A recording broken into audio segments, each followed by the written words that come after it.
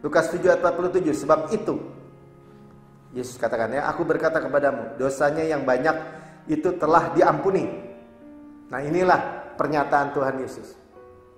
Jadi nggak melihat banyaknya dosa, tetapi kuasa Tuhan yang untuk mengampuni segala dosa. Kenapa?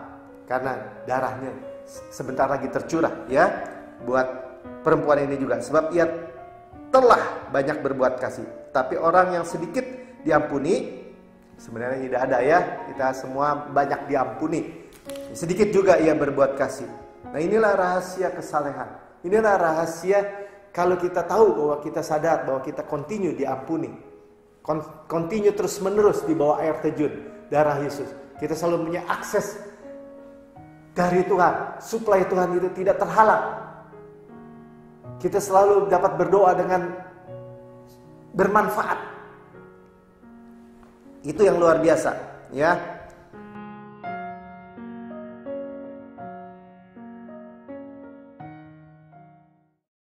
Ya, shalom, saudara yang sangat dikasihi Tuhan, paling dikasihi Tuhan Yesus. Jumpa lagi dengan saya, Pendeta Melkisedek Tanok, dalam tayangan kita ini adalah ciptaan baru. Yang lama, hukum Taurat, tuntutan sudah berlalu. Sesungguhnya yang baru, kasih karunia Yesus, suplai Tuhan sudah datang. Kenapa sudah berlalu? Karena Tuhan menemukan kesalahan pada waktu terhadap hukum Taurat, dan Tuhan memberikan yang baru, ya. Karena itu kita hidup di bawah waktu dispensasi yang baru. Saudara, nggak usah takut. Saudara, kita sudah sampai saat ini sudah masuk di dalam bab yang ke-9 dari buku Destined to Reign. Ya, ditakdirkan untuk berkuasa. Kita menerima rahasia. Ini semua rahasia yang disingkapkan untuk hidup berkemenangan, utuh, dan sukses dalam segala aspek tanpa susah payah, ya, tanpa susah payah. Dan kita bersyukur hari ini kita sudah masuk di bab yang ke-9, ya, 2 bab terakhir, bab 7, bab 8. Bab 7 tentang bahwa Rasul Paulus, yaitu penulis 2/3 surat-surat di Perjanjian Baru, dia memberikan khotbah, ya, khotbah apa? Injil apa? Injil kasih karunia Kristus, ya. Pesannya adalah pengampunan segala dosa dan kita dibenarkan sepenuhnya. Itulah Injil yang diberitakan Rasul Paulus. Dan saya, Pastor Prince, sebagai rekan seperjalanan, karena kita percaya bahwa kalau kasih karunia, Injil kasih karunia, kabar baik ini diberitakan secara radikal, maka umat Tuhan, orang yang mendengar dan yang menerima, yang mengaminkan, menerima, akan diubahkan dan diberkati secara radikal. Itu suatu hal yang luar biasa. Hanya sederhana, hanya menerima kelimpahan daripada kasih karunia itu, yaitu suplai Tuhan itu, hadiah daripada kebenaran. Jadi kebenaran itu adalah pemberian, hadiah, dan kita terima, hanya menerima, hanya percaya dan menerima dan menikmatinya. Dan kita sudah mendengar di dalam bab yang ke-8 bahwa klausa utama dan yang terakhir daripada perjanjian baru, bahwa Tuhan sudah melupakan semua dosa dan pelanggaran-pelanggaran kita.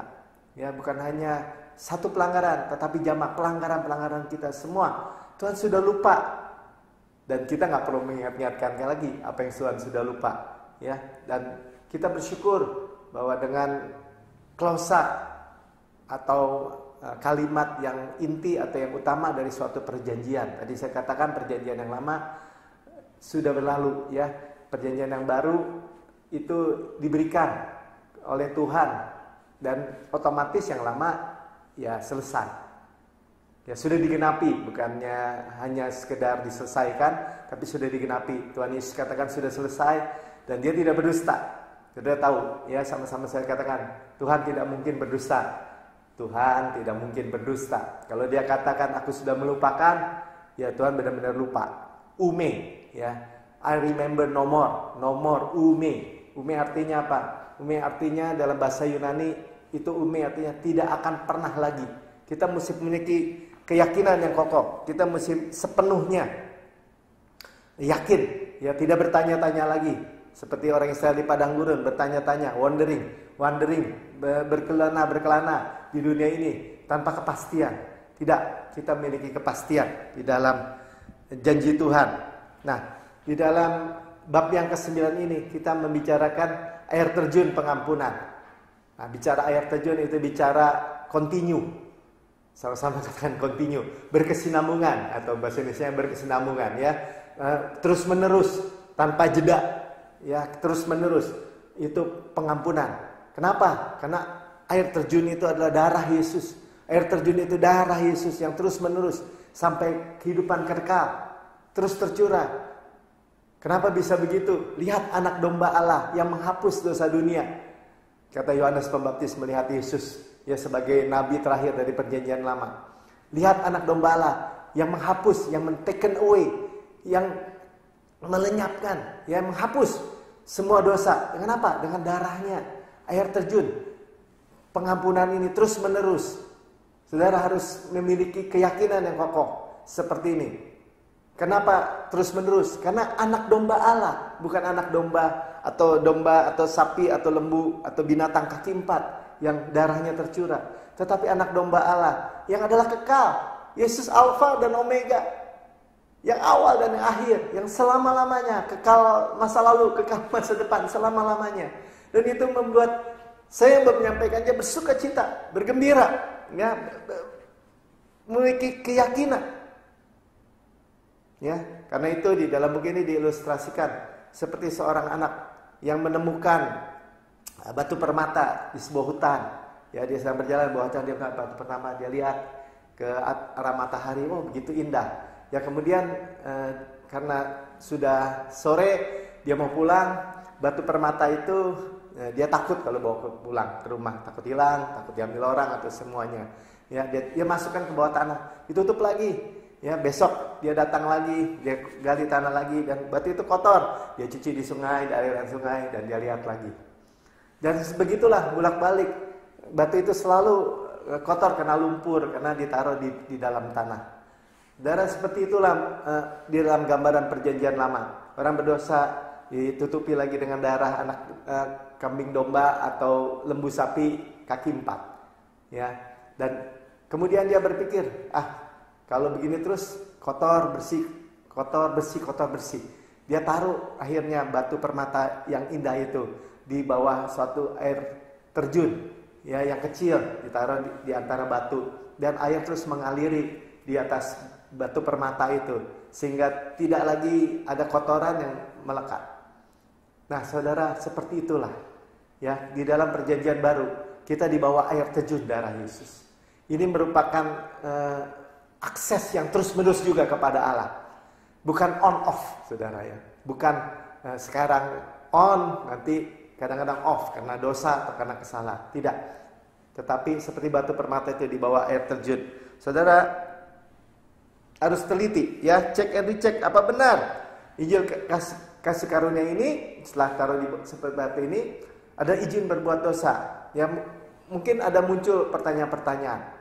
Ya, kita udah tahu tadi segala dosa kita diampuni, kita dibenarkan secara sepenuhnya, Tuhan sudah lupa dosa. Tapi apakah diskrit? Apakah diskrit? Diskrit itu ini, saudara, ya, kalau di matematika itu seperti ban serep mungkin, ya, kasih karunia itu. Sekali waktu dibutuhkan, 2 kali dibutuhkan, atau besok dibutuhkan, minggu depan dibutuhkan, tetapi tidak kontinu, tidak berkesinambungan. Tidak, ya, bukan diskrit tapi kontinu. Kasih karunia pengampunan segala dosa dibenarkan sepenuhnya itu bukan sekali-sekali, bukan, ya, tetapi kontinu. Dan kita nggak perlu takut apakah dengan kontinu itu adalah izin berbuat dosa.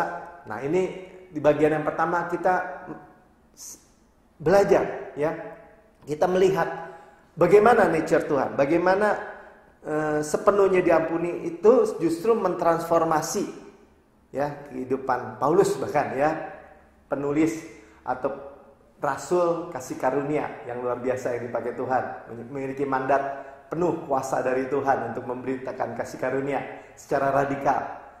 Dia tadinya bernama Saulus, seorang yang garang, seorang teroris yang garang yang mengejar orang-orang Kristen.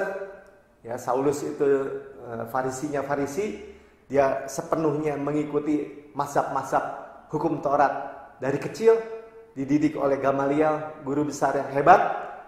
Tetapi dia melihat bahwa ternyata pelayanan ada pelayanan kematian, membunuh, bahkan membunuh dirinya sendiri. Sampai akhirnya dia ditangkap Yesus. Saudara, Paulus nggak menjadi lagi teroris. Setelah dia menerima Injil kasih karunia dan memberitakan Injil kasih karunia, kabar baik Kristus secara sepenuhnya, murni, dia menjadi orang yang sungguh-sungguh giat di dalam Tuhan. Nah, kita akan melihat ya, karena itu nggak usah takut. Ya, kita akan melihat ayat-ayatnya di dalam Lukas 7 ayat 44 sampai 47, Lukas 7 ayat 44 sampai 47, Yohanes 8 ayat 10 sampai 11, Yohanes 8 ayat 10 sampai 11, 2 Petrus 1 ayat 5 sampai 9, 2 Petrus 1 ayat 5 sampai 9, dan Matius 28 ayat 12 sampai 15. Matius 28 ayat 12 sampai 15. Nah, di dalam Lukas 7 ayat 47 sampai 44 sampai 47. Ya, bahkan satu perikop itu. Ya, bagaimana Tuhan Yesus ada di Kapernaum. Dia diundang oleh Simon, orang Farisi, ke rumah. Ya, karena Yesus itu ya termasuk seleb juga, orang yang terkenal karena dia menyembuhkan, melakukan mujizat, dengan khotbah-khotbah yang luar biasa. Jadi satu ketika diundang. Ya, dan ketika diundang duduk makan, ya datang seorang perempuan yang terkenal perempuan berdosa. Untuk dia masuk, dia mencuci kaki Yesus dengan minyak wangi, dengan air mata, dan menyekanya dengan rambutnya. Dan orang-orang Farisi yang bersama-sama dengan Simon yang juga diundang itu bertanya-tanya dalam hati, kalau dia nabi, dia kan mestinya tahu nih perempuan seperti apakah itu. Ya, dan mereka mempertanyakan Yesus.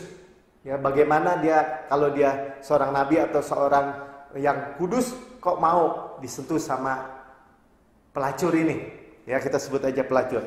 Nah, di dalam Lukas 7:44 katakan gini, dan sambil berpaling kepada perempuan yang terkenal orang berdosa ini, itu ia berkata kepada Simon.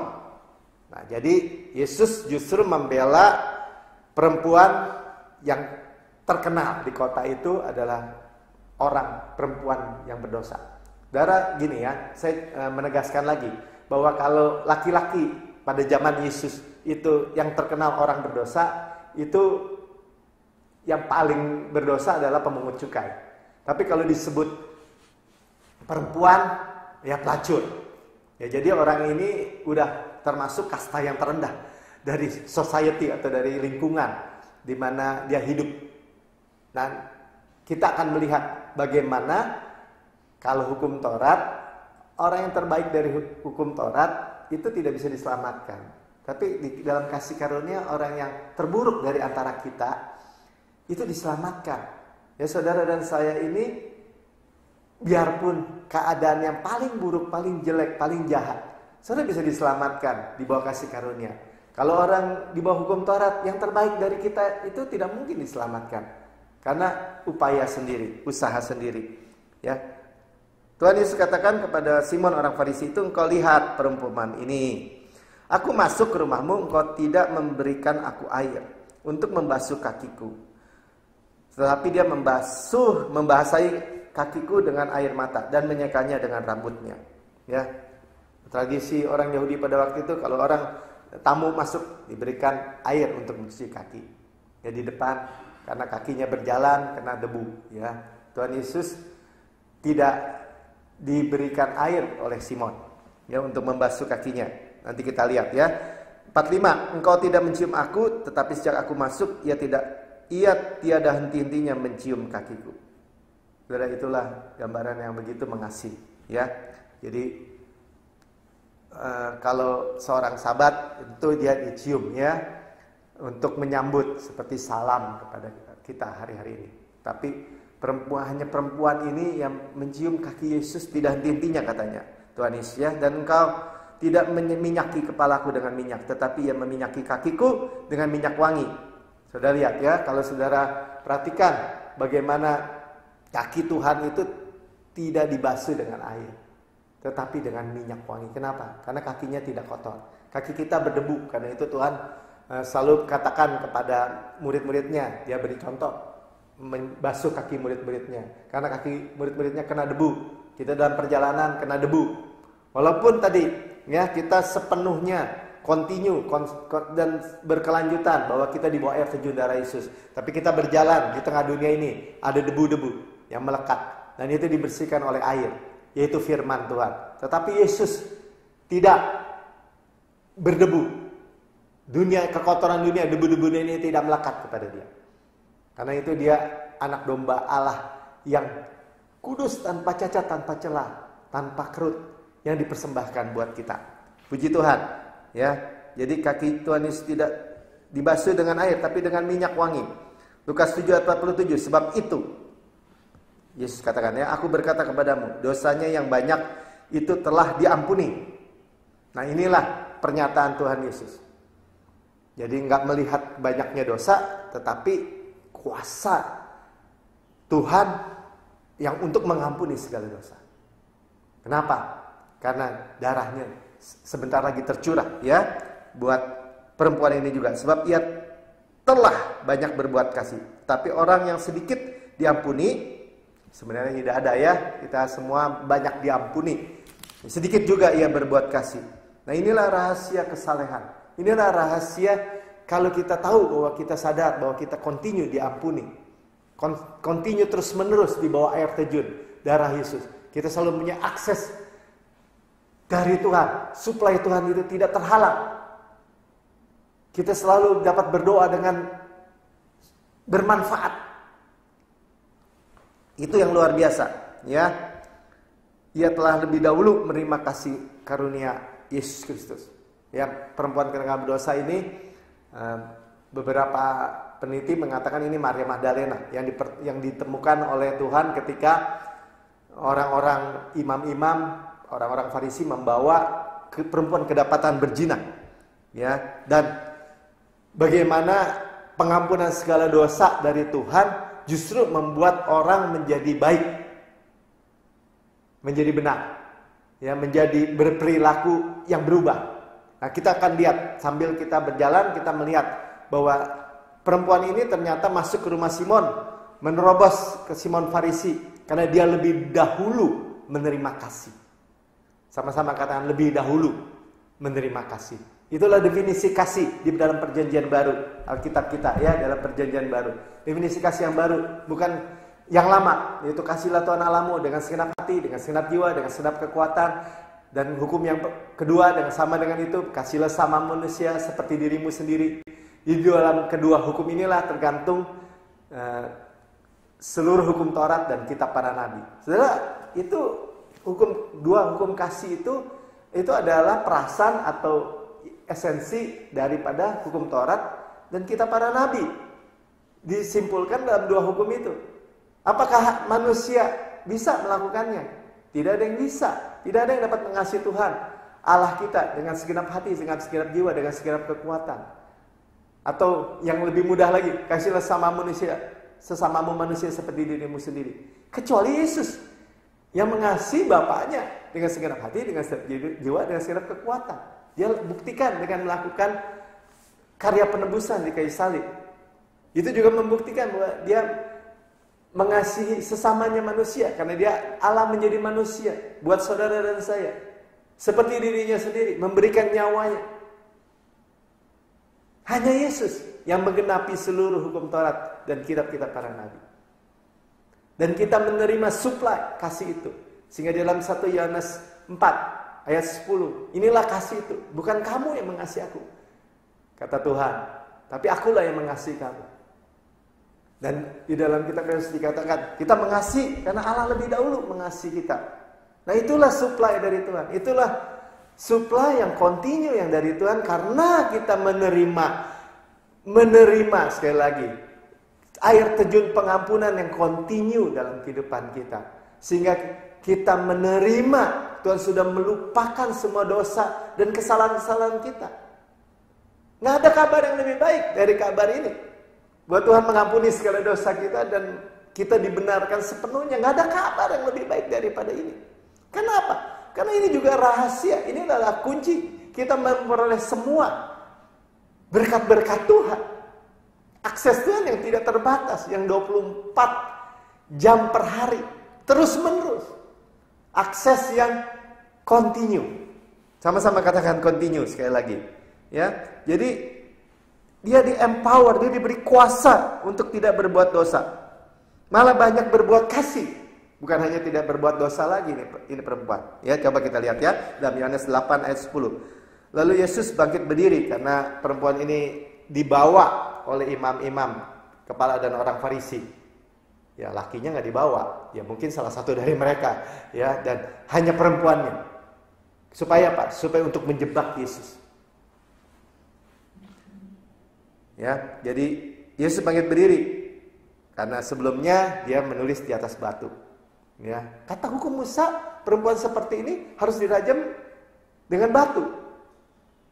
Dia diperhadapkan dengan hukum Musa. Ya, Tuhan Yesus mengkhotbahkan kasih karunia. Sekarang diperhadapkan dengan praktisnya gimana? Harus perempuan kedapatan berzina, artinya ketangkap basah, nggak bisa mengelak, harus dirajam sampai mati. Dan Tuhan menulis di lantai bait Allah. Ya, tulis lagi. Seolah-olah Tuhan mengatakan bahwa hukum Taurat aku yang menulis dengan jariku. Ya, di 2 loh batu itu Tuhan yang menulis, mengukir. Kudus, benar dan adil, tetapi tidak bisa membuat orang, manusia menjadi kudus, benar, adil. Tidak menolong manusia untuk menjadi kudus, benar dan adil. Saudara kita diperhadapkan. Dan Tuhan Yesus diperhadapkan seperti itu. Dan Tuhan berkata gini, yang tidak mempunyai dosa, lebih dahulu ambil batu dan lempar perempuan ini. Dan mereka dari yang paling tua, yang paling senior, itu satu persatu pergi. Satu persatu pergi. Saudara lihat, orang semakin tua, atau tepatnya gini, hukum Taurat tidak menyelamatkan. Ya, hukum Taurat menghukum orang yang terbaik daripada di antara kita, yaitu manusia. Ya, orang Farisi yang paling senior pun harus pergi. Satu persatu. Mereka mau merajam perempuan ini. Bahkan suruh Yesus untuk merajam. Tetapi mereka tidak dapat. Kenapa? Karena mereka juga orang berdosa. Dan Yesus dapat karena dia tidak berdosa. Siapa yang tidak punya dosa ambil batu, lempar duluan. Harusnya Yesus ambil duluan kan? Yesus dapat, bisa, layak. Tapi Yesus berkata seperti ini. Ya, dan berkata kepadanya, hai perempuan yang kedapatan berzina, di manakah mereka? Tidak adakah seorang yang menghukum engkau? Ya, tidak adakah? Jawabnya, tidak ada Tuhan.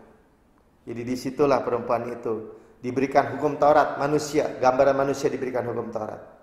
Kalau kamu berdosa, kamu dirajam. Perempuan itu berkata gini, mati deh saya hari ini. Dia tidak berkata, aduh tobat-tobat, gak lakukan lagi. Enggak. Mati di hari ini, karena hukum Taurat tidak bisa dapat dibengkokkan. Tetapi dia berkata, tidak ada. Lalu kata Yesus, aku pun tidak menghukum engkau. Inilah kasih karunia. Dapat, tetapi tidak melakukan. Tetapi Tuhan, kita tahu, Tuhan tidak hanya mengampuni begitu saja, tetapi dia membayar, menggenapi hukum Taurat di kayu salib. Dia mencurahkan darahnya. Kita tahu dia anak domba Allah. Sehingga darahnya yang tercurah itu continue terus-menerus sampai kehidupan kekal. Selama-lamanya. Tidak ada.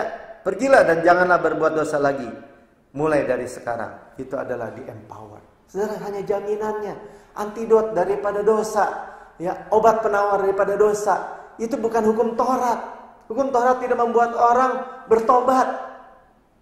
Ya berobat, ya iya. Ya bertobat ampun ya pada waktu itu, kira-kira mau dirajang mungkin ya kalau maling kedapatan mencuri ayam. Tapi dimasukin di tahanan 3 bulan, besok bukan hanya mencuri ayam, tapi mencuri domba atau kambing. Lebih besar. Kenapa? Karena akarnya, yaitu pengampunan segala dosa, yaitu penghukuman, dibebaskan oleh pengampunan segala dosa. Itu tidak dicabut dalam hidup manusia. Tetapi bagaimana? Seperti firman Tuhan katakan di dalam Roma 6 ayat 14. Dosa tidak berkuasa lagi. Ya, kalau kita tidak mengharapkan kebenaran dari hukum Taurat, tetapi dari kasih karunia. Jadi kasih karunia itu adalah obat penawar daripada dosa. Hukum Taurat justru membangkitkan keinginan, rupa-rupa keinginan, men-stir up, membangkitkan nature dosa dalam hidup manusia. Malah memunculkan di permukaan. Itu yang terjadi, saudara. Ya, jadi tuduhan bahwa kalau sepenuhnya kasih karunia continue seperti itu, segala dosa diampuni, masa lalu, masa kini, masa depan, selama-lamanya continue lagi. Itu orang akan membuat izin berbuat dosa. Ya, kata seorang teman saya ketika saya lagi makan, dia datang, wah Melki menyampaikan seperti ini, orang akan berbuat dosa seenaknya. Nah, dia nggak tahu firman Tuhan. Dan saya katakan kepada seorang istri dari pendeta ini, Ci, silakan duduk. Yang bilang dosa enak itu bukan saya loh, Cici yang bilang bahwa dosa itu enak. Nah, karena Cici yang berkata dosa itu enak, kan enak berbuat dosa. Saya nggak bilang begitu. Saya bilang dosa itu buruk, jelek, busuk, dan merusak. Dan tidak bisa ditarik lagi. Saya berkata begitu sepenuhnya. Pastor Prince juga. Rasul Paulus juga. Hanya obat penawar dosa bukan hukum Taurat. Bukan diancam. Bukan ditakut-takutin. Itu bukan pertobatan yang sejati. Tetapi kasih karunia, seperti tadi perempuan kedapatan berzina itu, dia diberikan kuasa, di-empower, diberi kuasa, kekuatan dari dalam keluar untuk tidak berbuat dosa lagi. Nah, kalau Cici udah katakan senang berbuat dosa atau izin berbuat dosa, mana dosa yang enak? Dia diam saja. Ya kan enak kan? Apa Ci? Narkoba, mencuri, berbohong, atau yang paling enak berzina. Saya bilang, coba kita lihat di internet, kita buka. Orang-orang, contoh aja, ya, orang-orang di bintang film misalnya, di Hollywood, ganteng, kaya, terkenal, boleh bisa berbuat zina 3 kali sehari mungkin karena dia punya uang dan punya kemampuan. Dia rehab, dia adakan rehabilitasi. Belum istrinya minta cerai, anak-anaknya broken home, keleleran, hancur. Dia overdosis, mau bunuh diri. Berapa banyak cerita-cerita seperti itu, dan itu berulang. Dosa itu udah seperti permen karet yang lengket, yang tidak bisa dilepaskan oleh manusia itu sendiri. Kemudian, ya, Cici daripada istri pendeta ini berkata, wah saya pusing dah Mel, saya pergi aja nanti bicara aja sama suami saya. Saya bilang silahkan, karena tidak ada dari kasih karunia ini hidden agenda atau agenda yang tersembunyi. Kita memberikan kebenaran, menyampaikan kebenaran Injil seperti yang Rasul Paulus beritakan. Injil Kristus. Apa itu Injil Kristus? Injil kasih karunia. Apa itu? Paulus bilang, aku hanya mau tahu satu hal di dalam diriku, hanya Yesus dan karyanya yang sempurna di kayu salib. Dan beritanya adalah pengampunan segala dosa dan dibenarkan sepenuhnya. Dan klausa utama dari perjanjian baru adalah Tuhan sudah melupakan dosa dan kesalahan-kesalahan kita, pelanggaran-pelanggaran kita. Itu klausa terakhir, itu kalimat utama yang terakhir dari perjanjian yang baru. Jadi apa itu rahasia kesalehan kita? Ya, apa rahasianya? Dalam 2 Petrus 1 ayat 5 dikatakan justru karena itu kamu harus dengan sungguh-sungguh berusaha. Ya, Belajar ya untuk menambahkan kepada imanmu. Ya, kita ada punya kebenaran iman. Kita tahu bahwa kebalikan dari iman itu bukan tidak beriman, tetapi hukum Taurat. Ya, daging, upaya diri. Kalau iman, upaya atau usaha atau pekerjaan Yesus yang sudah selesai. Ya, kepada iman apa? Kebajikan. Kepada kebajikan pengetahuan. Kepada pengetahuan ayat 8, penguasaan diri. Kepada penguasaan diri ketekunan. Kepada ketekunan kesalehan. Nah ini ya. Dan kepada kesalehan kasih akan saudara-saudara, dan kasih kepada kasih saudara-saudara, kasih kepada semua orang. Saudara udah lihat ya, sumbernya kasih, suplainya kasih dari apa? Dari kasihnya Tuhan, bukan kasihnya kita. Saudara mulai mengerti ya. Nah sekarang kita lihat sebab apa yang memunculkan semua itu, kepada iman, semua kebajikan dan seterusnya sampai kepada kasih. Sebab apabila semuanya itu ada padamu dengan berlimpah-limpah, nih ada berlimpah-limpah nih ya. Tadi apa? Iman, kebajikan, penguasaan diri, ketekunan, kesalehan, dan bahkan kasih kepada kasih semua orang. Ya, berlimpah-limpah, kamu dibuatnya menjadi giat dan berhasil dalam pengenalanmu akan Yesus Kristus Tuhan kita. Ya, pengenalan itu merupakan kunci ya kepada itu. Nah ayat 9-nya katakan gini, tetapi, nah ini lihat ya rahasianya. Barang siapa tidak memiliki semuanya itu, iman, perbuatan baik, ya kesalehan, sampai dengan kasih, ia menjadi buta dan picik. Ya bahasa Inggrisnya gini, for whoever lacks these qualities, ya qualities is blind. Mereka itu buta, bukannya bahasa Indonesia seolah kalau nggak punya itu terus jadi buta, bukan. Mereka buta karena itu mereka tidak memiliki itu semua. Apa butanya? Karena ia lupa. Saudara garis bawahi, katakan sama-sama saya katakan, jangan lupa. Jangan lupa kita di bawah air terjun darah Yesus. Jangan lupa kita diampuni segala dosa kita dan dibenarkan secara sempurna. Jangan lupa klausa utama dan terakhir dari perjanjian lama, bahwa Tuhan sudah lupa. Jangan lupa bahwa Tuhan sudah lupa segala dosa dan kesalahan-kesalahan kita. Mudah kan? Ya.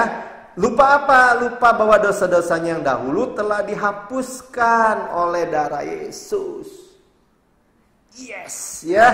Jadi dusta orang-orang agamawi itu adalah memunculkan lagi bahwa dosa itu harus kita yang buru, atau Tuhan memburu kita karena kita berdosa. Bukan, saudara ya. Nah, bagian terakhir ya. Jadi kita nggak mau buta dan pikir. Kenapa ya? Karena sejak kebangkitan Yesus, Injil kasih karunia mau diberitakan, kita di dalam dispensasi waktu anugerah atau kasih karunia, itu dari awal mafia-mafia agamawi berusaha menutupi itu semua kuasa kebangkitan Yesus ya. Coba kita lihat di dalam Matius 28 ayat 12. Dan sesudah berunding dengan tua-tua, mereka mengambil keputusan memberikan sejumlah besar uang kepada serdadu-serdadu itu. Serdadu-serdadu apa? Serdadu Yesus mati hari Jumat ya, disalibkan, mati dan dikuburkan kan. Pada hari Minggu bangkit, dan ketika Yesus bangkit, malaikat menggulingkan batu, Yesus bangkit, itu prajuritnya ketakutan, lari. Karena dijaga, disil, dia dimeterai itu kuburan. Karena pemimpin agama bilang kepada penguasa Romawi, itu katanya mau bangkit tuh, jangan sampai dicuri. Kita harus jaga, makanya dijaga dengan sepasukan. Ya, pasukan Romawi dimeterai. Dan ternyata Yesus bangkit, ya. Dan ketika prajurit itu lari kepada pemimpin mereka dan melaporkan, karena mereka tahu dengan lihat bahwa batu itu terguling sendiri dan Yesus keluar bangkit, ya mereka melaporkan. Orang-orang Romawi memanggil tua-tua, memanggil orang-orang Farisi, mengenai imam-imam kepala, dan mereka berunding. Ya, mereka berunding katakan gini, dan berkata, kamu harus mengatakan bahwa murid-muridnya datang malam-malam dan mencurinya ketika kamu sedang tidur. Bagaimana mereka harus bermanipulasi seperti itu? Mengatakan Berarti mereka tahu, prajurit-prajurit tahu bahwa Yesus bangkit, mereka juga percaya. Coba bayangkan gini, kalau prajurit-prajurit melaporkan, wah Yesus bangkit, bohong kamu. Kalau mereka nggak percaya ya, cari nggak sampai ketemu. Tangkap itu murid-murid semua, cari semua ke seluruh Yerusalem, sampai ketemu lagi. Kan mestinya begitu. Tapi justru karena mereka akhirnya mengetahui bahwa Yesus bangkit. Yesus dibangkitkan karena pembenaran kita. Segala dosa kita sudah dihapus. Ya, dalam Matius 28 ayat 15 katakan ini, mereka itu menerima uang sogokan dan berbuat seperti yang dipesankan. Berarti berita bohong dari mafia agama. Seringkali hamba Tuhan, ya pendeta-pendeta, orang-orang yang belajar di STT, orang-orang yang mengerti agamawi, mereka juga tahu. Misalnya mereka tahu bahwa karena begitu besar kasih Allah akan dunia ini, sehingga ia mengaruniakan anaknya yang tunggal, satu-satunya yang termulia, yang the darling of heaven. Ya, mengaruniakan anak yang tunggal, supaya barang siapa orang yang percaya, hanya percaya, bukan melakukan hukum Taurat, bukan menambahkan ini dan itu, percaya kepada dia, memperoleh hidup yang kekal, memperoleh hidup yang selama-lamanya. Mereka juga tahu ayat-ayat misalnya yang dikatakan karena kehendaknya inilah ia telah mengaruniakan, memberikan tubuhnya sebagai pengampunan sekali untuk selama-lamanya, untuk penebusan, pengampunan dosa karena penyerangan tubuhnya. Jadi ya, saudara bisa lihat di dalam Ibrani 10 ayat 10. Ya, oleh kehendak-kehendaknya inilah ya, ia telah mengaruniakan, dia telah memberikan tubuhnya sebagai pengampunan sekali untuk selama-lamanya. Saudara tahu, tapi cerita ini harus diberitakan apa? Dan cerita ini tersiar di antara orang-orang Yahudi sampai sekarang. Saudara bayangin, sampai sekarang orang Yahudi pada waktu itu tidak percaya bahwa Yesus itu mati, disalibkan mereka lihat, mati mereka lihat, dikuburkan mungkin mereka lihat, tetapi bangkit mereka ditipu oleh mafia agama.